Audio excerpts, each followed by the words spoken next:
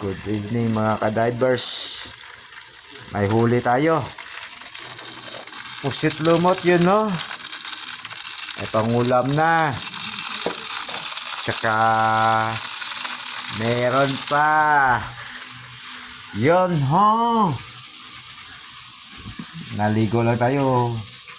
Binayaan tayo ng ulam. Ulam na masarap. Yun, no? May pusit. Yung pusit, pinirito natin. You know? Tawag dito sa amin, Pasayan, sa ibang hipon. Ito yun. Isang tatlong pirasong alimango. You know, laki. You know?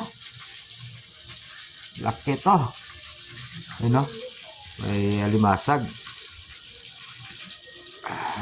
Time check 12:03. You know? Tapos may alimasag ngayon. Yung mga alimasag medyo maliit pa pero goods na, matataba. You know? Mataba to yung alimasag. Yung hipo natin may good size saka maliliit. Yun ang binigay sa atin ng biyaya. At saka pangulam lang. Pangulam lang to. Kung may sobra, pangbenta natin. Kaso yun lang ang nakayanan natin. Yan, may rice tayo na mapula. Saka yung pusit. Luto na yung pusit. Yan. Medyo malaki yung pusit. Tapos na pangulam. Yun, no? Sarap.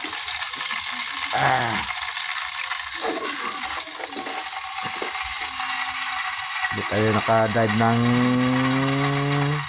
2 linggo kasi busy tayo sa business. Ito, naka-unlock tayo. Kahit konti, meron. Yan, no? Sarap. May sasawa tayo, tsuka, toyo. Yun, ulam ng asawa ko. Sobra sa plato. Lantaka na yan. Dito na lang muna mga ka-divers. Gutom na tayo. Ayan, mga utensils natin naka-ready. Balik tayo ng luto. As usual business. Yun, no? Bye-bye.